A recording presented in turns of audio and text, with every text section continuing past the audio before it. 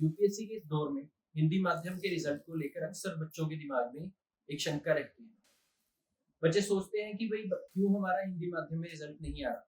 इसी को लेकर मान चंडीगढ़ आईएएस एकेडमी आप सबके लिए लेकर आया है हिंदी माध्यम के कुछ ऐसे शिक्षकों को जो आपको अपने 15-20 साल के एक्सपीरियंस से इस बात के बारे में गाइड करेंगे कि आप लोग कैसे हिंदी माध्यम से भी एक अच्छा रैंक लेकर आ सकते हैं। इसी के साथ मैं आप सबके सामने इंट्रोड्यूस करवाना चाहूंगा मिस्टर संजय सर और इनके साथ ही मुकुंद माधव शर्मा जी। सर मेरा आपसे सबसे पहला प्रश्न रहेगा कि यूपीएससी में अक्सर लाखों बच्चे प्रिपेयर होते हैं। इसमें जब भी बच्चा मीडियम की बात अपने दिमाग में लेके आता है कि मैं कौन सा मीडियम चूज करूं, तो उसे सबसे पहले किस दिशा की तरफ जाना चाहिए, यानी उसका सबसे पहला डिसीजन क्या होना चाहिए? थैंक यू मनदीप जी। सबसे पहले तो मैं आपको बधाई देना चाहूँगा कि आपने बुलाया जो है, और जो इंट्रोडक्शन आपने दिया कि हिंदी माध्यम का, तो मैं एक ये भी बताना चाहूँगा कि हिंदी और इंग्लिश दोनों माध्यम में पिछले कई सालों से काम कर रहा हूँ, और चूंकि दोनों माध्यम के बच्चों को पढ़ा रहा हूँ तो एक अच्छा आइडिया भी है रिजल्ट को लेकर, उनकी संख्या को लेकर, उनकी आईक्यू को लेकर, उनकी प्रॉब्लम को लेकर, सारी चीजें देखा है हमने। अब आपने कहा कि हिंदी माध्यम के बच्चे को लेकर थोड़ा सा बात करें, तो मैं आपको बताऊं, बच्चों में जब भी ये विचार आता है कि नहीं मुझे यूपीएससी देना है, तो सबसे पहले तो वो संख्या देखता है कि 10 लाख फॉर्म पड़ रहे हैं, ठीक है। और पिछले 15 सालों में मैंने देखा लगातार ये संख्या जो है इंक्रीज होती रही है। हमारे समय में भी बहुत ज्यादा संख्या होती थी। हाँ, समय के साथ परीक्षा का पैटर्न भी बदला है, हमारी चुनौतियां भी बदली है, ठीक है, लगातार, और संख्या भी लगातार इंक्रीज की है। लेकिन मेरा अपना मानना है कि अगर आप 10 लाख फॉर्म पढ़ रहा है या 11 लाख फॉर्म पढ़ रहा है, तो किसी भी बच्चे को संख्या से नहीं डरना चाहिए, नंबर 1, क्योंकि उसमें केवल 10% बच्चा ऐसा होता है जो सीरियस होता है, जो अपने एग्जाम को लेकर फोकस होता है पूरी तरह से। तो हमें इस बात को लेकर नहीं डरना चाहिए कि हमारे सामने 10 लाख लोग हैं और वैकेंसी केवल 1000 या 1000 है, तो हम कैसे इसमें पार्टिसिपेट कर पाएंगे। हम हिंदी बेल्ट से हैं, हमारी बैकग्राउंड जो है बहुत कमजोर है, हमारे पास संसाधन नहीं है। तो बच्चा इन सारी चीजों को देखता है हिंदी माध्यम में। अब सबसे बड़ा सजेशन हमारा उस बच्चे के लिए होगा कि वो इस बात को ध्यान में न रखे कि कितने स्टूडेंट अपीयर हो रहे हैं, ठीक है, कितने फॉर्म पड़े हुए हैं। नंबर ऑफ 10% के ओवरऑल का 10% बच्चा ही सीरियस होता है। तो वो जब भी इस फील्ड में आए तो ये मान के चले कि हमें 1 लाख बच्चों से फाइट करनी है। और दूसरा ये कि हिंदी माध्यम में जब हम रिजल्ट को देखते हैं तो आजकल एक बाजारीकरण का दौर भी चल रहा है। लगातार लोग ये बता रहे हैं कि नहीं हिंदी माध्यम का रिजल्ट डिक्रीज भी हो रहा है, ठीक है, नो डाउट हुआ भी है, उसमें सच्चाई भी है, क्योंकि जब हम देते थे 2011 से पहले तो 60-40 का रेशियो होता था हिंदी इंग्लिश का, उस समय भी इंग्लिश ज्यादा था। लेकिन अगर आज 2025 में हम बात करें हिंदी माध्यम के बच्चों की, तो हमारा जो फॉर्म पड़ता है उसमें अगर आप देखेंगे तो केवल जो है 15 से 16-17% बच्चा हिंदी मीडियम का होता है जो फॉर्म अप्लाई करता है। तो ओवरऑल फॉर्म के पॉइंट ऑफ व्यू से अगर हम देखें तो हमारी संख्या वहीं पे कम है। भाई आप नियर अबाउट 80 के एबव पर जो है वो इंग्लिश मीडियम का बच्चा है, तो परसेंटेज इंग्लिश मीडियम का ज्यादा होना लाजमी। I think that is the reason कि बच्चा फॉर्म ही ज्यादा इंग्लिश मीडियम ज्यादा इंग्लिश मीडियम में। लेकिन हाँ, हमें ये उम्मीद जरूर करना चाहिए कि अगर हम 20% या 15% अपीयर हो रहे हैं तो फाइनल रिजल्ट में हमारा वो परसेंटेज हो, जो नहीं है आज की डेट में हम 4 से 5% पे आके रुक गए हैं फाइनल रिजल्ट में। वो एक सोचने का विषय है कि हमें वहां पे क्या करना चाहिए हिंदी माध्यम के बच्चों के लिए, कि अगर हम 15 से 20% अपीयर हो रहे हैं तो फाइनल रिजल्ट में भी हमारा कम से कम 10% के एबव हो। और ये चीज दिखाता है कि बच्चे में भी कहीं ना कहीं प्रॉब्लम है, चाहे वो संसाधन को लेकर हो या उसके आईक्यू लेवल को लेकर हो, उसकी स्ट्रेटजी को लेकर हो, या इंस्टीट्यूट लेवल पर भी मैं कहूँगा, ठीक है, इंस्टीट्यूट लेवल पर भी बहुत सारी कमियां हैं, ठीक है। और हिंदी माध्यम में जहां तक अभी जो सिनेरियो बन रहा है बच्चों में, अब उनको एक डर सा भी लगने लगा है जब भी वो मार्केट में आते हैं, जब वो ये सोचते हैं कि हम अब जो है यूपीएससी की तरफ जाना चाहते हैं, तो माध्यम को लेकर ही उनको संशय हो जाता है कि हम जाएं तो किस में जाए, हिंदी में जाएं या इंग्लिश में जाएं। फिर जैसे आपने बताया कि आजकल बच्चों का रेशो भी कम है, डरते हैं बच्चे हिंदी माध्यम में अपीयर होने से, है ना? चाहे वो रिजल्ट रहा हो या कुछ भी। इसी बीच फिर हम देखते हैं कि कुछ इंस्टीट्यूट्स भी सामने आते हैं कि हम तैयारी करवाएँगे। बच्चा भी कन्फ्यूज़ रहता है कि वो कहाँ जाए, किस तरह से तैयारी करे। इंस्टीट्यूट भी आप देखो रिजल्ट का रेशो वही है। बहुत कम बच्चे रिजल्ट ले पा रहे हैं हिंदी माध्यम में। तो इसमें कहीं न कहीं इंस्टीट्यूट का भी हम मुझे लगता है कि कुछ ना कुछ दोष है। और बच्चा भी रिजल्ट नहीं दे पा रहा है। तो आप इसे कैसे देखते हो? देखिए, इसमें रोल तो मुख्य तौर पर बच्चे का होता है रिजल्ट को लेकर, ठीक है। लेकिन एक रोल उसमें इंस्टीट्यूट का भी होता है, गाइडेंस को लेकर, मेंटरशिप को लेकर, इत्यादि को लेकर, ठीक है। तो हम दोनों को लेकर बात करना चाहते हैं। आज के टाइम में हिंदी मीडियम में अगर आप ये कहते हो कि इंस्टीट्यूट रिजल्ट नहीं दे पा रहे हैं, तो केवल इंस्टीट्यूट की प्रॉब्लम नहीं, बच्चे की भी प्रॉब्लम। मैं पहले बच्चे पे आता हूँ, फिर उसके बाद इंस्टीट्यूट पे आता हूँ। अगर हिंदी मीडियम के बच्चे को आप देखो, आप उसकी तुलना इंग्लिश मीडियम के बच्चे से क्यों कर रहे हो? आप एक सेम लाइन पर आपने दोनों को खड़ा कर रखा है। अब इंग्लिश मीडियम का जो बच्चा होता है, उसका जो बैकग्राउंड है, अगर फैमिली बैकग्राउंड से देखिए, जीरो से, वो एक ऐसे फैमिली में जन्म लेता है जिसके मदर फादर लिटरेट होते हैं। Mother is the first teacher, माँ पहली शिक्षक होती है।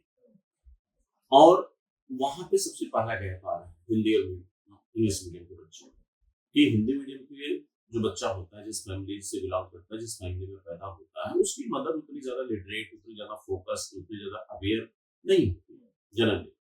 तो एक फेल्योर तो यहाँ पे हो गया, एक बड़ा डिफरेंस यहाँ पे आपको देखने को मिल रहा है। दूसरा डिफरेंस, आप थोड़ा सा आगे बढ़िए, बच्चा इंग्लिश मीडियम का होता है, वो 2.5 साल से 3 साल में स्कूलिंग स्टार्ट करता है।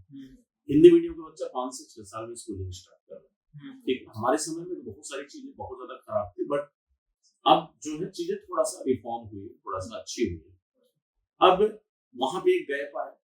आप इंग्लिश मीडियम के बच्चे को आप देखो तो 7 साल या 8 साल में जब वो क्लास 3-4 में होता है, असाइनमेंट करना शुरू करता है। अब आप सोचिए, हिंदी मीडियम का बच्चा असाइनमेंट करता है क्लास 12 में, सोचिए 10 साल का गैप। इंग्लिश मीडियम के बच्चे का जो होमवर्क होता है, जो उसका राइटिंग वर्क होता है, जो उसकी राइटिंग स्किल डेवलप की जाती है, जो उसके अंदर मैनेजमेंट स्किल डेवलप की जाती है स्कूलिंग लेवल पर, वो चीजें हिंदी मीडियम में आपको दिखाई नहीं देती। जो यूपीएससी की नीड है, यूपीएससी की डिमांड है, यूपीएससी की सबसे बड़ी डिमांड है कि आपके अंदर एनालिटिकल स्किल, मैनेजमेंट स्किल हो, डिसीजन मेकिंग आपकी अच्छी होनी चाहिए, ठीक है। अब ये चीजें अगर इंग्लिश मीडियम का बच्चा अपने स्कूलिंग लेवल पर सीख रहा है, चाहे वो फैमिली से सीख रहा हो, चाहे वो अपने कॉलेज या स्कूल से सीख रहा हो, तो हिंदी मीडियम का बच्चा कम से कम 10 साल पीछे हो जाता है इंग्लिश मीडियम के बच्चे से। और हम जब पढ़ाना स्टार्ट करते हैं, जब हमारे इंस्टीट्यूट पे आता है, तो एक इंग्लिश मीडियम का बच्चा जिसको मैं पढ़ाता हूँ, वो 10 साल आगे है उस हिंदी मीडियम के बच्चे से। मैंने अपने पिछले 15 सालों में, 2008 से मैं पढ़ा रहा हूँ, जितने भी बड़े इंस्टीट्यूट में लगभग मैंने पढ़ाया है, तो मैंने अपने पर्सनल गाइडेंस में भी बहुत सारे रिजल्ट बच्चों को दिए हैं। लेकिन सबसे ज्यादा प्रॉब्लम मुझे हिंदी मीडियम के बच्चों के साथ होती है, क्योंकि उस बच्चे की राइटिंग वर्क, और जब वो गलत बोलेगा तो गलत लिखता है, ये हिंदी मीडियम की सबसे बड़ी प्रॉब्लम है। और मार्केट में लोग ये बताते हैं कि नहीं, हिंदी मीडियम के साथ पार्शियलिटी हो रही है, एग्जामिनर पार्शियलिटी कर रहा है, ऐसा कुछ नहीं। कई एग्जामिनर के साथ भी पढ़ाया हूँ जो यूपीएससी के नंबर रह चुके हैं, और जितना मैंने जाना है, मैंने खुद इंटरव्यू फेस किया फर्स्ट एग्जाम में, वहाँ एकदम बहुत ही पीसफुल एटमॉस्फेयर होता है। जब हिंदी मीडियम का ही एग्जामिनर हिंदी मीडियम की कॉपी चेक करेगा तो बच्चे के साथ पार्शियलिटी क्यों करेगा, नंबर 1, ठीक है। हाँ, जब इंटरव्यू में आप जाते हो तो वहां पे हो सकता है थोड़ा बहुत चांस रहता है, क्योंकि वो ज्यादातर लोग जो है कहीं न कहीं द हिंदू न्यूज़पेपर से जुड़े होते हैं, लेकिन ऐसा नहीं है, हम ऐसा नहीं कहेंगे, ठीक है, क्योंकि वो पूरी कोशिश करते हैं कि आप कंफर्टेबल हो और आप उनके प्रश्नों का बेहतर तरीके से जवाब दें, ठीक है। तो मुझे नहीं लगता पार्शियलिटी होती है, लेकिन हाँ, अगर आप ये कहते हो हिंदी मीडियम के बच्चे और इंस्टीट्यूट के, क्या दोनों का रोल है रिजल्ट न दे पाने में, तो सबसे पहली बात मैंने बच्चे की की कि बच्चे में क्या वीकनेसेस होती है, ठीक है। इसके साथ हमें अलग से वर्क करने की जरूरत होती है हिंदी मीडियम में, हम इसको इंग्लिश मीडियम के साथ नहीं रख सकते। अब आते हैं इंस्टीट्यूट पे। इंस्टीट्यूट में क्या प्रॉब्लम है? देखिए, जनरली आपने देखा होगा कोरोना के बाद कोचिंग का जो एक सिनेरियो बहुत तेजी से चेंज हुआ। अभी कॉर्पोरेट कल्चर देखने को मिल रहा है, और एजुकेशन आने वाले समय में सबसे बड़ा बिजनेस भी है, क्योंकि भोजन की तरह एकदम आज की डेट में कॉर्पोरेट कल्चर में जितने भी बड़े प्लेयर्स हैं, उनका पूरा फोकस जो है इस बात पे होता है कि वो टाइम से आपके कोर्स को कंप्लीट करें। एक लिमिटेड आवर्स में टीचर्स को पढ़ाने के लिए दिया जाता है या फिक्स आवर्स है आपको, चूंकि उनको अपनी बचत ज्यादा इंपॉर्टेंस लगती है कि मेरी सेविंग ज्यादा होनी चाहिए। अब उस सेविंग को ज्यादा करने में जिस कोर्स को हमें 2 महीना पढ़ानी चाहिए उसको हम 1 महीने में फिनिश करवाते हैं। हम एक तरह से अपनी ड्यूटी पूरा कर देते हैं बच्चे की नजर में कि हमने अपना कोर्स कंप्लीट करा। बच्चा कितना सीखा कितना नहीं सीखा उसकी वो नहीं होती। अच्छा, दूसरी चीज ये कि पैसा बनाने के लिए जो है उसी में अलग अलग चीजें क्रिएट की जाती है। जिस बच्चे को आप कोचिंग दे रहे हो उसी से आप कहते हो कि हम आपको मेंटोर भी देंगे, पर्सनल मेंटोरशिप देंगे, पर्सनल टेस्ट सीरीज देंगे, ये करेंगे। भाई ऐसे क्यों? नंबर एक। दूसरी चीज ये कि जो वास्तव में बहुत जेन्युइन टीचर्स थे जिनके पास नॉलेज थी वो इस कॉर्पोरेट कल्चर में तब से गए, क्योंकि आज का जो बच्चा किसी भी इंस्टीट्यूट को ज्वाइन कर रहा है वो सोशल मीडिया और यूट्यूब को देखकर ज्वाइन कर रहा है, और वो यूट्यूब और सोशल मीडिया ने एक बबल से क्रिएट कर रखा है। हमारे समय में क्या होता था कि हम जब जाते थे तो पहले हम अपने सीनियर से चीजों को समझते थे, कुछ जो इंटरव्यू दिए होते हैं उनसे समझते थे, गाइडेंस लेते थे, फिर किसी इंडिविजुअल टीचर से जिसका नाम होता था जिसके बारे में बच्चे बताते थे फिर हम उनको ज्वाइन करते थे। लेकिन आज चीजें ऐसी नहीं है। इंस्टीट्यूट का कॉर्पोरेट कल्चर में कन्वर्ट होना और पूरी तरह से केवल जो है पैसे पे फोकस करना, ये थोड़ा सा मुझे लगता है कि चीजें हैं जो प्रॉब्लम हो रही है। दूसरे मेरा आपसे प्रश्न रहेगा कि आज के समय में अगर हम देखें तो सोर्स बहुत ज्यादा है।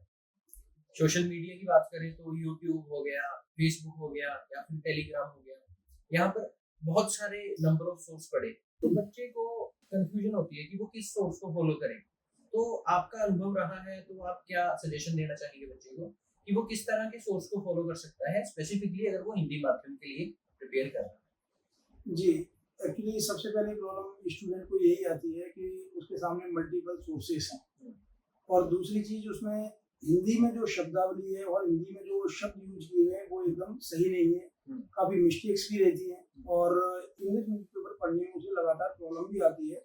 हिंदी में वो स्टैंडर्ड पेपर शायद उसे लगता है कि है नहीं, और द हिंदू या इंडियन एक्सप्रेस ही उसे लगता है कि एक स्टैंडर्ड न्यूज पेपर है जो कि हिंदी में अवेलेबल नहीं है। अब जो उसे हिंदी में अवेलेबल कराता है उन सोर्सेस पे वो जाता है, चाहे वो टेलीग्राम पे जाए, चाहे वो व्हाट्सएप चैनल को ज्वाइन करे या फिर किसी अदर चीज को ज्वाइन करे। तो बेसिकली मल्टीपल सोर्सेस के कारण उसे एक तो कंफ्यूजन होता है, दूसरी चीज क्या है कि अच्छे स्टैंडर्ड सोर्सेस जो उसे लगता है कि हिंदी में अवेलेबल नहीं है, क्योंकि उसने एक मानक बना के रखा है द हिंदू या इंडियन एक्सप्रेस को। द हिंदू और इंडियन एक्सप्रेस नो डाउट अच्छे न्यूज़पेपर हैं, बट वो इंग्लिश मीडियम के स्टूडेंट्स के लिए बेहतर हो सकते हैं। उसमें से कुछ जो आर्टिकल्स हैं वो उसे अगर हिंदी में कहीं पर प्रॉपरली मिल रहे हैं तो उनको आप वो फॉलो कर सकता है, चाहे वो टेलीग्राम से फॉलो करे या फिर अदर किसी सोर्सेज से फॉलो करे। लेकिन यह नहीं है, ऐसा नहीं है कि हिंदी मीडियम में बिल्कुल भी सोर्सेज अवेलेबल नहीं है। हिंदी मीडियम में मल्टीपल सोर्सेज अवेलेबल है। जैसे मैं आपको एक उदाहरण के रूप में बताऊं, मिनिस्ट्री ऑफ एक्सटर्नल अफेयर्स की वेबसाइट है MEA। जब आप MEA हिंदी सर्च करेंगे तो आपको पूरी वेबसाइट पे हिंदी में बहुत सारा कंटेंट मिल जाएगा, बहुत आसानी से कंटेंट वहाँ पे पर्याप्त तरीके से अवेलेबल है, और अंतर्राष्ट्रीय संबंधों की जो विस्तृत जानकारी आपको वहां से मिल सकती है वो शायद कहीं से नहीं मिल सकती। अब जब वह दूसरे सोर्स पे जाता है PIB पे, तो PIB पे उसे मल्टीपल मिनिस्ट्रीज मिलती हैं, तो उसे लगता है कि मैं इतना कैसे पढ़ूंगा। तो उसमें से सारी चीजें नहीं पढ़नी होती हैं, उसमें से कुछ चयन करना होता है जो इम्पोर्टेंट, जो सोशियो इकोनॉमिक पर्सपेक्टिव में जो भी न्यूज आ रहे हैं, इशूज आ रहे हैं, नेशनल लेवल के इंटरनेशनल लेवल के जो इशूज इम्पोर्टेंट है उन पे उसे विचार करना पड़ता है, उस पर उसे क्या करना होता है, फोकस करना होता है। तो इस तरीके से अगर देखें तो उसके सामने मल्टीपल सोर्सेस हो सकते हैं, लेकिन उसे चयन करना है, उसमें चयन करना है मुद्दों के आधार पर, ना कि केवल घटनाओं के आधार पर। घटनाएं बहुत सारी हो सकती हैं लेकिन मुद्दे कुछ हैं। जैसे फॉर एग्जाम्पल अभी सिविल एविएशन सेक्टर एक अपने आप में क्राइसिस के दौर से गुजर रहा है, क्योंकि लगातार एक्सीडेंट नजर आ रहे हैं हमारे सामने, तो वो अपने आप में मुद्दा हो गया। एक केवल अगर हम उदाहरण को लेंगे तो एक अपने आप में उदाहरण एक हो सकता है, लेकिन वह अपने आप में एक मुद्दा भी है। और मेंस में क्वेश्चन पूछा जा सकता है कि आखिरकार जो सिविल एविएशन सेक्टर है, नागरिक उड्डयन क्षेत्र है, उसमें क्या चुनौतियां हैं, आखिरकार उनको कैसे टैकल किया जा सकता है। तो ये अपने आप में मुद्दा हो गया। और इस मुद्दे से संबंधित न्यूज पीआईबी पे भी हो सकती है, द हिंदू पे भी हो सकती है, इंडियन एक्सप्रेस पे भी हो सकती है, और हिंदी मीडियम के न्यूज़पेपर दैनिक जागरण पे भी पर्याप्त तरीके से कई सारे आर्टिकल आ सकते हैं। तो स्टूडेंट को सबसे पहले न्यूज़पेपर वह पढ़ना चाहिए जो उसे लगता है कि वह पढ़ सकता है, ना कि अनावश्यक रूप से उसे लगे कि भाई द हिंदू मुझे पढ़ना चाहिए और डेली के डेली वह द हिंदू न्यूज़पेपर को मंगाए और लेकिन रद्दी इकट्ठा होता चले, उसका कोई फायदा नहीं। इससे बेटर है कि वह दैनिक जागरण राष्ट्रीय संस्करण को पढ़ सकता है, इसके अलावा वह दैनिक भास्कर को फॉलो कर सकता है, अमर उजाला को फॉलो कर सकता है, या जो भी उसे अन्य न्यूज़पेपर लगता है राष्ट्रीय स्तर का उसे पढ़ सकता है। यानी आप कहना चाहते हैं कि कोई एक करंट अफेयर का सोर्स फॉलो करे, है ना, चाहे वो जनसत्ता हो, दैनिक भास्कर हो, राष्ट्रीय संस्करण, है ना। तो राष्ट्रीय स्तर का कोई भी एक न्यूज़पेपर को है फॉलो कर सकता है, और इसके अलावा कोई एक मैगजीन फॉलो कर सकता है, जिसमें मांस चंडीगढ़ आईएएस एकेडमी की मैंने मैगजीन देखी थी, वो काफी अच्छी मैगजीन है, इंग्लिश में भी है और हिंदी में भी कुछ कुछ चीजें आती हैं, तो वो यहाँ का कंटेंट करंट अफेयर से रिलेटेड काफी अच्छा मुझे लगा। सर मेरा प्रश्न एक और रहेगा आपसे कि आंसर राइटिंग भी यूपीएससी के केस में बहुत ही गहन मुद्दा है, तो आपके इसके ऊपर क्या विचार है कि आंसर राइटिंग बच्चे को कहाँ से शुरू करनी चाहिए? क्या वो जिस दिन तैयारी करे उसी दिन से आंसर लिखना शुरू कर दे, या कुछ समय दे, क्या उसकी सही रणनीति? देखिए, आंसर राइटिंग अपने आप में एक स्किल है, एक कुशलता है, और कोई भी कुशलता एक दिन में नहीं आती। कोई अगर व्यक्ति सोचे कि मैं एक दिन में क्रिकेट खेलना सीख जाऊंगा, या मैं तैराकी सीख जाऊंगा, या मैं दौड़ सीख जाऊंगा, तो एक दिन की प्रक्रिया नहीं है। एक उत्तर लेखन की प्रक्रिया एक अपने आप में लंबा समय लेने वाली प्रक्रिया है, क्योंकि ये अपने आप में कुशलता से जुड़ी हुई है। इसलिए सबसे पहले स्टूडेंट को ये नहीं सोचना चाहिए कि मैं उत्तर गलत लिख रहा हूँ, सही लिख रहा हूँ, मैं सही लिख पा रहा हूँ, गलत लिख पा रहा हूँ, इन सारे भ्रम में और कंफ्यूजन में उसे नहीं पढ़ना चाहिए। सबसे पहले उसे लिखना स्टार्ट करना चाहिए। आंसर राइटिंग में जो क्वेश्चन है, क्वेश्चन के की पॉइंट्स और फोकस पॉइंट पर उसे ध्यान रखना चाहिए, आखिरकार क्या पूछा जा रहा है। क्योंकि एकेडमिक में जब वह उत्तर लेखन करता था, उस समय पर वह सोचता था कि सबसे ज्यादा पेजेज भर जाए, जितने ज्यादा पेजेज भरूंगा उस हिसाब से नंबर मिलेंगे, और कहीं ना कहीं ये हमारे अकादमिक विषयों की बारे में सही भी है। लेकिन यूपीएससी में ऐसा नहीं है। यूपीएससी में बहुत ही हमें फोकस आंसर लिखना होता है। प्रश्न में जो क्वेश्चन पूछा गया, प्रश्न में जो चीजें पूछी गई हैं, जो की पॉइंट्स हैं, कीवर्ड हैं, फोकस पॉइंट हैं, टिप्पणी कीजिए, क्रांतिक परीक्षण कीजिए, व्याख्या कीजिए, आलोचनात्मक मूल्यांकन कीजिए, सबका अपने आप में अलग अर्थ होता है। प्लस जिस टॉपिक से क्वेश्चन पूछा गया है हमें उसी पर फोकस करना होगा। हमें बहुत कुछ आता है, लेकिन हमें अनावश्यक रूप से पृष्ठभूमि नहीं बनानी है। अब भूमि सुधार के बारे में अगर 21वीं सदी में भूमि सुधार के बारे में पूछ रहा है, तो हमें फिर 1950 में या 1950 में या उससे पहले नहीं जाना चाहिए। 21वीं सदी में भूमि सुधार पूछ रहा है, तो उससे पहले थोड़ा बहुत अगर हम 1950 की एक आध लाइन में अगर बताते, 2 लाइन में बताते, 3 लाइन में बताते, तब तो ठीक है।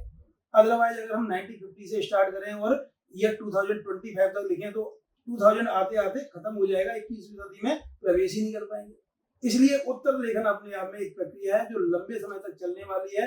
उसे ये नहीं सोचना चाहिए कि आज स्टार्ट करूंगा और आज ही मैं शक्तिमान बन जाऊंगा। इसमें समय लगेगा, धैर्य रखना पड़ेगा, अपने टीचर से लगातार कंसल्ट करना होगा, क्योंकि यह क्या है, स्किल है, और स्किल में एक गाइडेंस की जरूरत पड़ती है। सचिन तेंदुलकर आज सचिन तेंदुलकर अपने आप में नहीं बन गए, या रोहित शर्मा बहुत अच्छे खिलाड़ी अपने आप नहीं बन गए, उन्हें किसी गुरु के गाइडेंस की जरूरत पड़ती है। इसलिए उन्हें एक इंस्टीट्यूट से, एक टीचर से अच्छी तरीके से गाइडेंस लेना चाहिए, और रेगुलर तरीके से आंसर राइटिंग करके उसे टीचर से चेक कराना चाहिए। तो जब भी यूपीएससी की तैयारी करता है, खासकर हिंदी माध्यम का बच्चा, जितना मैंने देखा है, मैं अपनी जर्नी में एक दो बच्चे से, जितनों से भी मैं मिला था, वो लोग ज्यादातर गांव के क्षेत्र से आते हैं।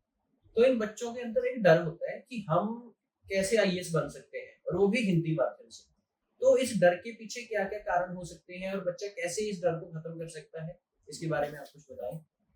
देखिए मनदीप जी, अब तो सोशल मीडिया का युग है, और सोशल मीडिया के टाइम में यूट्यूब पर भी बहुत सारे ऐसे इंफॉर्मेटिव वीडियो आपको दिखेंगे, जिसमें किसी सब्जी वाले के बच्चे ने, किसी ठेले वाले के बच्चे ने गांव से रिजल्ट दिया, और बहुत ही प्रॉब्लम में रहते हुए बच्चों ने रिजल्ट दिया।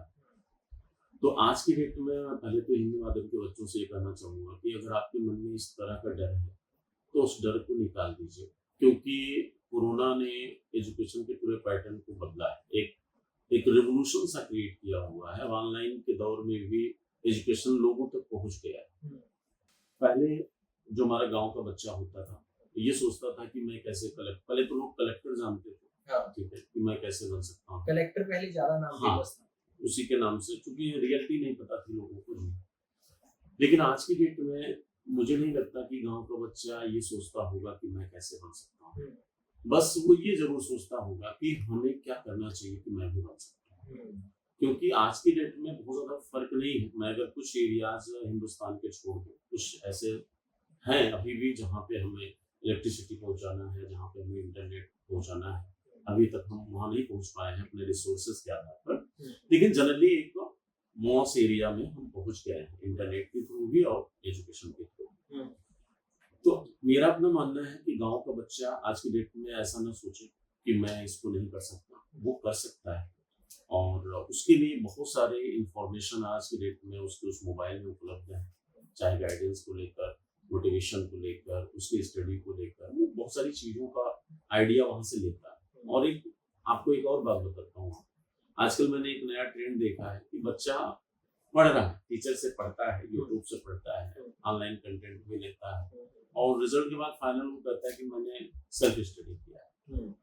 देखो, कहीं न कहीं आप किसी न किसी मोड़ पर किसी टीचर से, किसी इंस्टीट्यूट से आप जुड़ते जरूर, बिल्कुल जी, लेकिन रिजल्ट आने पर आप वो सारा श्रेय खुद लेते हो। ये बात सही भी है, क्योंकि रिजल्ट बेसिकली बच्चे की वजह से ही होता है। उसमें एक इंस्टीट्यूट का, एक टीचर का जो रोल होता है, बस एक पॉलिश करने का रोल होता है, उसको एक मेंटोर देने का रोल होता है, उसको सिखाने का रोल होता है, राइट और रॉन्ग बताने का रोल होता है कि क्या गलत है, क्या सही है, आप किस रास्ते पर चले, करना उसको होता है, और जो बच्चा करता है वो जाता है। तो अब मेरा अपना एक पर्सनल व्यू है इस समय के बच्चों के लिए कि अगर गांव से आप बिलोंग करते हैं या गांव से जुड़े हुए हैं, तो आप ये कभी ना सोचें कि आप नहीं कर सकते हैं, क्योंकि आईएएस बनने के लिए ऐसी कोई एलिजिबिलिटी यूपीएससी ने डिमांड की नहीं। वो ये नहीं कहता कि आप एमसीए किए हों, एमबीए किए हों, एमटेक हों, आईआईटीएंस हों, डॉक्टर्स हों, तभी आप अपीयर हो सकते हैं, ऐसा नहीं है। यूपीएससी ने जो अपना क्वालिफिकेशन एलिजिबिलिटी का रखा है, उसने साफ क्लियर कहा है कि आप सिंपल ग्रेजुएशन होने चाहिए। तो यदि वो ये कहता है कि आप सिंपल ग्रेजुएशन हो, तो सीधी सी बात है कि वो स्पेशलिस्ट नहीं चाहता। उसे कुछ ऐसे लोगों की डिमांड है जो वास्तव में as a DM, as IRS, as IFS जो है, वो देश की समस्याओं में या समुदाय या समाज की समस्याओं को सॉर्ट आउट कर सके। ठीक है, तो गांव से अगर कोई बच्चा बिलोंग करता है तो ये एकदम ना सोचे कि नहीं वो नहीं बन सकता। आप सिंपल ग्रेजुएशन, सिंपल बीए पास हो, आप अपनी तैयारी को आगे बढ़ा सकते हैं। और इसमें एक चीज मैं जोड़ना चाहूंगा, जैसे मैं अपने लाइफ में बहुत सारे इंस्टीट्यूट मैंने पढ़ा है, लेकिन जब मैं चंडीगढ़ आया, चंडीगढ़ मानस एकेडमी में,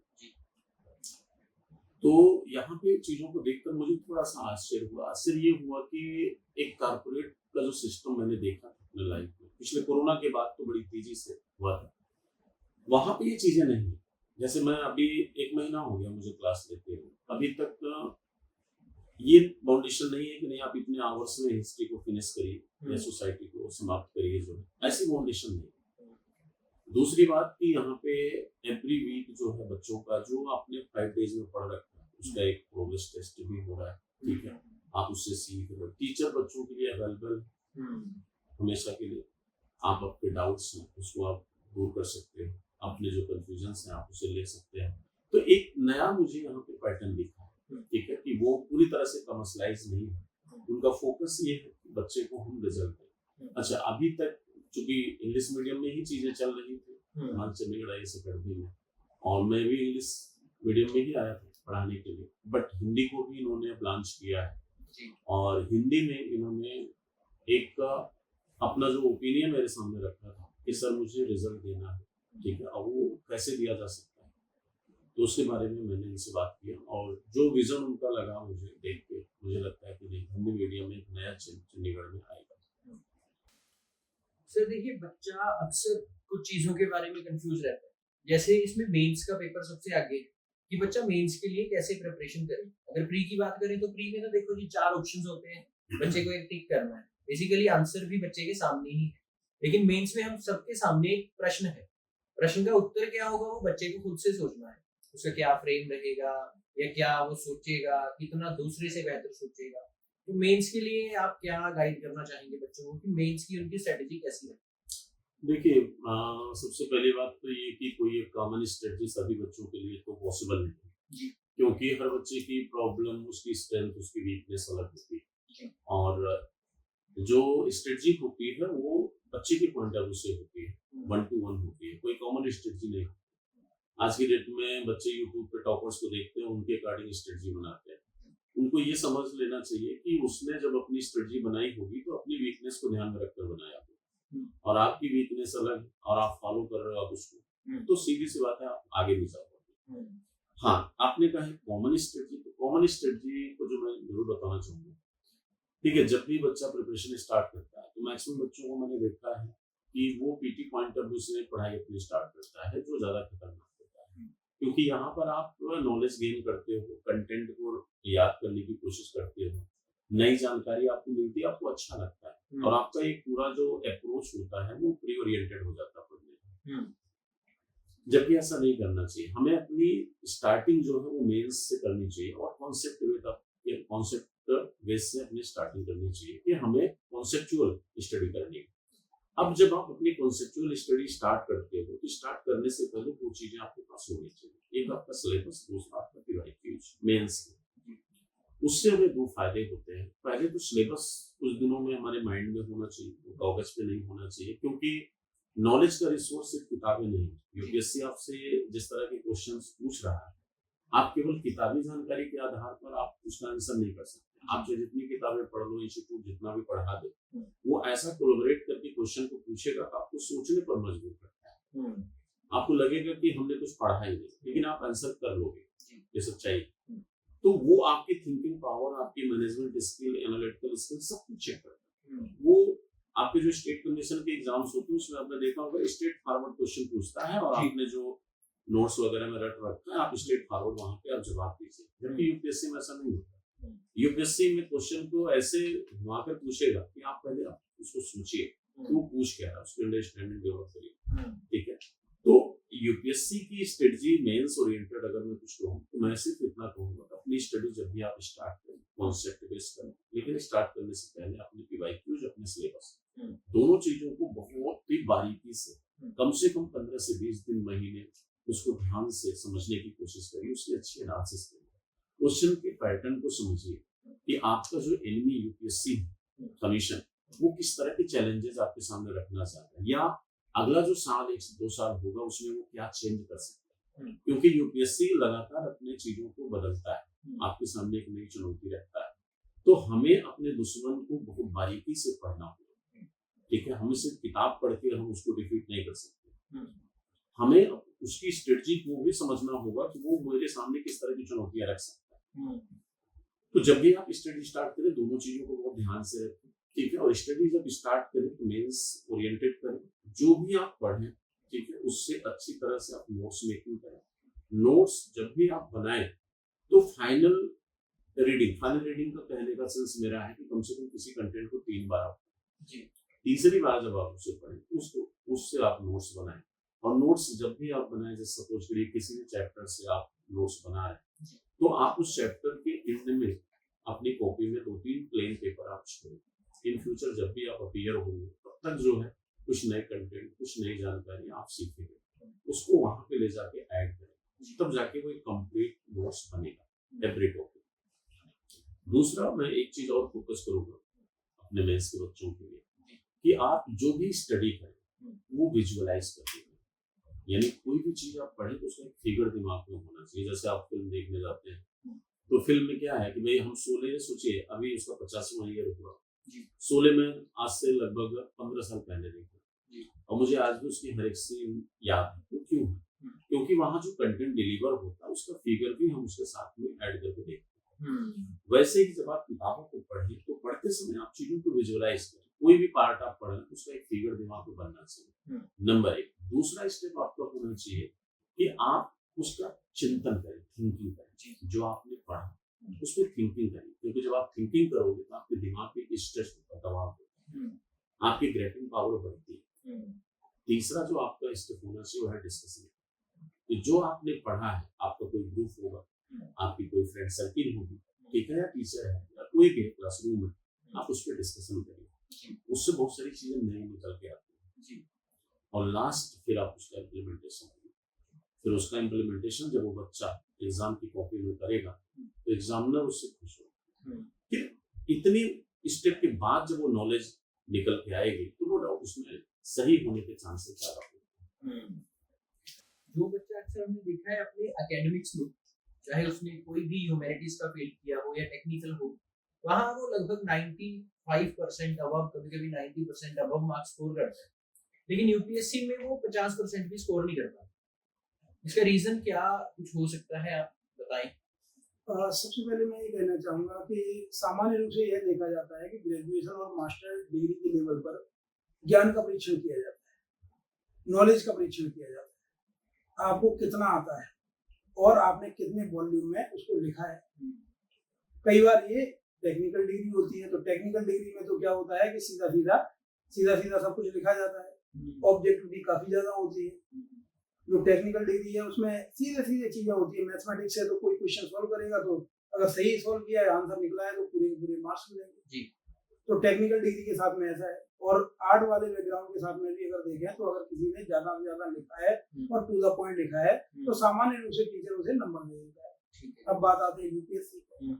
यूपीएससी की बात करें तो यूपीएससी में क्या है, यूपीएससी में रिक्वायरमेंट पे सबसे ज्यादा फोकस किया जाता है, कॉन्टेक्स्ट पे सबसे ज्यादा फोकस किया जाता है कि आखिरकार क्वेश्चन किस परिवेश में पूछा गया है। हो सकता है कि एथिक्स में क्वेश्चन पूछा गया हो वही, और हो सकता है वही क्वेश्चन या उससे मिलता जुलता क्वेश्चन इंडियन सोसाइटी में पूछा गया हो, या सेम टॉपिक हो सकता है गवर्नेंस एंड सोशल जस्टिस में पूछा गया हो।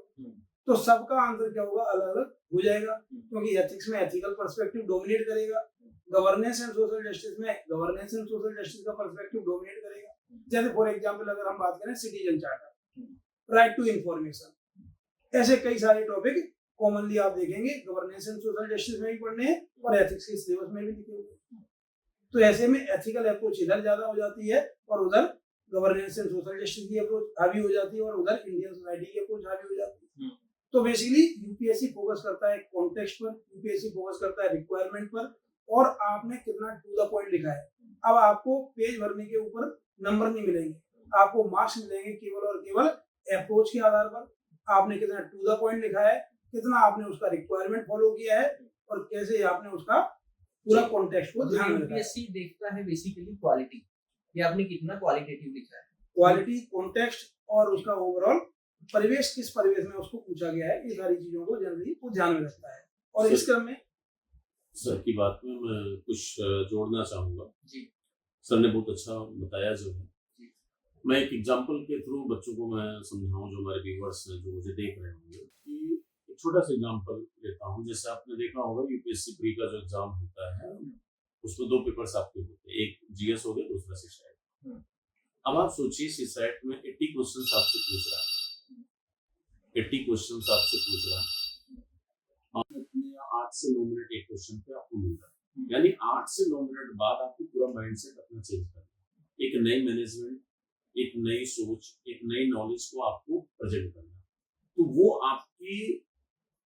आपका जो परीक्षण करना चाह रहा है यूपीएससी, वो एकदम डिफरेंट है एकेडमिक से। तो आप ये कहते हो कि अगर कोई बच्चा 90% एकेडमिक में ला रहा है तो यूपीएससी में वो 50% भी क्यों नहीं ला पा रहा? उसके पीछे सबसे बड़ा चैलेंज ये है, सबसे बड़ा जो एक प्रॉब्लम कह सकते हो आपकी, वो ये है कि बच्चा इस फील्ड में आने से पहले ये नहीं सोचता कि हमें किससे लड़ाई लड़ना या हमें क्या ऐसा अपने अंदर डेवलप करना अपनी पर्सनालिटी में। सबसे पहले उसे एक डायरी बनानी चाहिए कि उसके अंदर क्या वीकनेसेस है, ठीक है, और दूसरा पेज ये होना चाहिए उस डायरी का कि हमारे चैलेंजेस क्या क्या है, यानी कौन से ऐसे चैलेंजेस यूपीएससी हमारे सामने रखता है जिसको हम सॉर्ट आउट करें तो हम रिजल्ट दे सकते। ये 2 ऐसी चीजें हैं जिन पे अगर बच्चा फोकस करे तो फाइनली 1 साल से 2 साल में रिजल्ट दे सकते। तो मेरा आपसे एक प्रश्न रहेगा कि अक्सर बच्चों के डाउट्स रहते हैं, मैंने सुना भी बहुत है कि बच्चे घंटों को लेके काफी कंफ्यूज रहते हैं कि भाई हिंदी माध्यम के बच्चों को ज्यादा पढ़ना पड़ेगा, इंग्लिश माध्यम के बच्चे कम घंटे पढ़ेंगे। तो क्या इस चीज का लॉजिकली कोई रोल है? ये एक मिथ्या भ्रम है, ऐसा कुछ नहीं है। देखो, वो डिपेंड करता है बच्चे के बैकग्राउंड पर। हिंदी मीडियम का भी बच्चा अगर वेल अपडेट है पूरी तरह से, उसके अंदर स्किल भी है, सब कुछ है, कोई वीकनेस नहीं है, इंग्लिश के बच्चे के पैरेलल, तो सेम प्रिपरेशन चाहिए। हाँ, आपके अंदर अगर प्रॉब्लम ज्यादा है तो नो डाउट आपको टाइम देना ठीक। पड़ता है, ठीक है, ऐसा कुछ नहीं। जैसे अभी आपने तो काफी समय से पढ़ाया है, दिल्ली में भी पढ़ाया है, अभी चंडीगढ़ में भी आप पढ़ा रहे हैं। जी चंडीगढ़ देखिए सर पूरे इंडिया में स्मार्ट सिटी कहा जाता है, तो आपको क्या लगता है कि यहाँ सिटी ही स्मार्ट है या फिर एजुकेशन भी स्मार्ट प्रोवाइड करता है इसे? नहीं, मैं आपकी बात, मैं तो चंडीगढ़ से बहुत प्रभावित रहा और जी। नो डाउट किताबों में देखा था, पढ़ा था कि नहीं ये वेल सेटल्ड सिटी है, और आकर भी देखा। और दूसरी बात ये कि जैसे एक ये है कि दिल्ली ही एजुकेशन हब है, ऐसा नहीं है। चंडीगढ़ को देखकर मुझे बहुत पॉजिटिविटी मिली कि यहाँ पर भी बड़े जितने भी हमारे बड़े नाम हैं इंस्टीट्यूटों के, वो सब सारे प्लेयर्स हैं। और दूसरी बात कि यहाँ पर जो तैयारी का तरीका है वो डिफरेंट है। एक सोचिए, मान चंडीगढ़ IAS अकेडमी इतने पिछले 10 साल ही हुआ, 2016 से मान चंडीगढ़ IAS अकेडमी चल रही है, ठीक है, और इतने कम समय में आपके 100 से अधिक रिजल्ट, फाइनल रिजल्ट, ये आश्चर्य का विषय है। और मैंने जब डायरेक्टर जी से बात किया इस संदर्भ में कि भाई ऐसे कैसे आपने अचीव किया, तो जो उनके पढ़ाने का तरीका, जो उनके कंटेंट मैंने देखा कि इतने well up to date content कैसे हैं कि भाई पिछले महीने का इंसिडेंस है और आपने उसको 1 से 2 महीने में आपने अपने कंटेंट को अपडेट किया। जो टीचर्स, जो फैकल्टीज यहाँ पे आ रही सारी उन्होंने दिल्ली से अप्रोच किया है, सारी बड़ी फैकल्टीज को ही। तो जैसे मैं अपनी बात करूँ तो मैं विजन IAS में हूँ अभी, और यहाँ पे आके मैं अभी जुड़ा हूँ, ठीक है।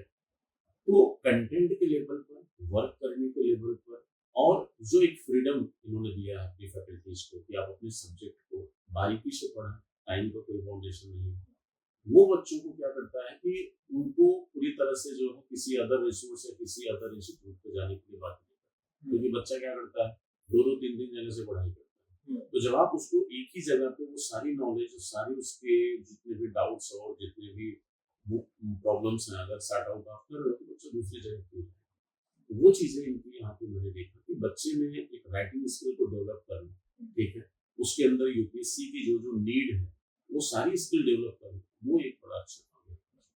मतलब सर अब बच्चे को ये नहीं है कि वो दिल्ली जाके तैयारी कर सकता है, अगर नहीं, वो वो बच्चा भ्रम तो चंडीगढ़ बच्चे का टूटेगा। दिल्ली वैसे भी अभी कम हो गया है, ठीक है, और बच्चों को पता नहीं है चंडीगढ़ के विषय में जी। कि चंडीगढ़ में क्या फैसिलिटीज है, ठीक है, लेकिन जैसे ही बच्चा ये चीजें जानेगा वो एक बार अप्रोच जरूर करेगा चंडीगढ़। इवन मैंने इनके रिजल्ट देखे तो उसमें बहुत सारे रिजल्ट जो है तमिलनाडु, केरला के भी है, जी जी, ठीक है, क्योंकि इंग्लिश मीडियम से सारी चीजें चल रही थी, तो साउथ के बच्चों ने भी यहाँ से पढ़ के रिजल्ट दिया। तो एक ऑल इंडिया लेवल पे जो है बच्चा चंडीगढ़ आता है, ये मुझे देखने को मिला है। बट उसकी जो फ्रिक्वेंसी है वो बढ़ेगी तब जब बच्चा बड़े लेवल पर यहाँ आएगा और जानेगा कि चंडीगढ़ में क्या फैसिलिटीज है। सर जैसे कि आपने बताया कि मानस चंडीगढ़ IAS अकेडमी के साथ आप जुड़े हो, तो यहाँ आपका क्या मुख्य रोल रहता है, मतलब आप क्या क्या पढ़ाते हो, कहाँ आपको सेटल किया गया है? देखिए, मेरा रोल है टीचिंग का, जी। ठीक है, मुझे अपने सब्जेक्ट को बच्चों को पढ़ाना है, इंग्लिश और हिंदी मीडियम में दोनों में, और मुझे इस बात की पूरी फ्रीडम है कि आप अपने विषय में बच्चे को पूरी स्किल्ड दीजिए, उसका आंसर राइटिंग से लेके नॉलेज बेस तक जो है वो सारी चीजें आप उसको, ठीक है, बच्चा पर्सनली भी जुड़ा रहता है, ठीक है, और मेरा ये प्रयास होता है कि मैं अपने किसी भी टॉपिक को जो पढ़ाऊँ, पढ़ाने के साथ वो अप्रोच जो मैंने अभी आपको बताया, मैं उसी अप्रोच से, यानी जो पढ़ाता हूँ कॉन्सेप्चुअल बेस पढ़ाता हूँ, फिर उसको थिंकिंग कराना बच्चों में, ठीक है, फिर उसके साथ एक बच्चों का डिस्कशन कराना, फिर उसका इम्प्लीमेंटेशन कराना। तो यानी आपने जो चैप्टर पढ़ा उसका आंसर राइटिंग भी आपको नहीं पड़ेगी। तो उसके लिए पूरी छूट हमें है कि अपने विषय को लेकर, इतिहास से अपने बच्चों से पूरी तरह से कंफर्टेबल तरीके से उसको। तो वैकल्पिक विषय यानी कि ऑप्शनल, इसको लेके बच्चे बड़े चिंतित रहते हैं कि हिंदी माध्यम में बच्चा किस तरह का वैकल्पिक विषय चूज करे, तो इसके लिए आप बच्चों को क्या सजेशन देना चाहेंगे? मैं हिंदी माध्यम के जो छात्र हैं उनको यही कहना चाहूँगा कि ऑप्शनल को अपनी स्ट्रेंथ और वीकनेस के आधार पर चूज करें। किसी स्टूडेंट को लगता है कि उसका अप्लाइड सब्जेक्ट में अच्छी कमांड हो सकती है और किसी को लगता है कि अपने ग्रेजुएशन के सब्जेक्ट को वह आगे कंटिन्यू कर सकता है, तो वो ऐसा कर सकता है। जैसे फॉर एग्जाम्पल किसी ने इंजीनियरिंग किया है और उसे लगता है कि मुझे मैथमेटिक्स पे जाना चाहिए, तो वह मैथमेटिक्स को भी चूज कर सकता है, वो फिजिक्स को भी चूज कर सकता है या किसी अन्य सब्जेक्ट को चूज कर सकता है। लेकिन उसे वास्तव में अगर सोसाइटी में ज्यादा कंट्रीब्यूट करना है तो एक ऐसा सब्जेक्ट लेना चाहिए जो कि सोसाइटी के लिए ज्यादा यूजफुल हो। जैसे फॉर एग्जाम्पल एक तो एडमिनिस्ट्रेशन के लिए हेल्पफुल हो सकता है और दूसरा सोसाइटी के लिए हेल्पफुल हो सकता है, या फिर हमारे समाज के लिए कुछ ऐसा योगदान कर सकता है जो वास्तव में वह उसे स्टूडेंट को पर्टिकुलरली एक सिविल सर्विसेज में एक अच्छा योगदान करने में मदद कर सकेगा। जैसे फॉर एग्जांपल यूपीएससी में तो बहुत सारे सब्जेक्ट 20 से अधिक सब्जेक्ट की पूरी लिस्ट बना रखी है, लेकिन वह हर सब्जेक्ट को चूज नहीं कर सकता और ना ही पढ़ के देख सकता है। तो उसे सब्जेक्ट को चूज करने से पहले एक बार सिलेबस को देखना चाहिए कि आखिरकार कौन सा सिलेबस मेरे लिए बेहतर है। जो उसे सिलेबस बेहतर लगता है, थोड़ा सा पढ़ के देखे, चीजों का आइडिया लेके देखे, तो आसानी से वो अपना ऑप्शनल सब्जेक्ट चूज कर सकता है। ये नहीं सोचना चाहिए कि पिछले साल उसने इस सब्जेक्ट से टॉप किया था, पिछले 5 साल में इससे रिजल्ट आ रहे हैं। रिजल्ट सब सब्जेक्ट से आ रहे हैं, लेकिन कई बार क्या होता है यूट्यूब चैनल और ये अलग अलग चैनल के माध्यम से आपको यही पता चलता है कि यही सब्जेक्ट पर्टिकुलरली डोमिनेट कर रहा है, लेकिन ऐसा डोमिनेट नहीं कर रहा है। क्यों? क्योंकि यूपीएससी हर सब्जेक्ट को कुछ ना कुछ स्थान देता है, प्रपोर्शन देता है। फॉर एग्जाम्पल किसी सब्जेक्ट से 100 स्टूडेंट्स बैठे एग्जाम में बैठे, तो उसमें से कुछ नंबर ऑफ प्रपोर्शन तो रहेगा। हो सकता है किसी सब्जेक्ट से 500 स्टूडेंट बैठे तो 500 के प्रपोर्शन में रहेगा। तो हर सब्जेक्ट का एक प्रपोर्शन रहता है, और अगर आप अच्छी तरीके से जो आपकी स्ट्रेंथ है उसके हिसाब से कर सकते हैं, ऑप्शन को चूज कर सकते हैं। जी, प्री मेंस और इंटरव्यू लगभग 2 या 3 स्टेजेस में एग्जाम कंडक्ट करवाया जाता है। जी। आप इसे कैसे देखते हैं कि जो बच्चा प्री की तैयारी करता है उसमें मेंस की तैयारी से क्या डिफरेंस रहेगा, या इंटरव्यू की तैयारी में क्या डिफरेंस रहता है? यानी बच्चा हर एक पड़ाव के ऊपर क्या क्या पॉसिबिलिटीज रहती हैं कि वो अलग दिखता है, जैसे कि प्री की तैयारी अलग। देखिए, बच्चा थोड़ा सा डाउट में रहता है, मुझे प्री पहले करूँ या मेंस पहले करूँ, या इंटरव्यू की अलग से कोई तैयारी होती है, ऐसा कुछ नहीं।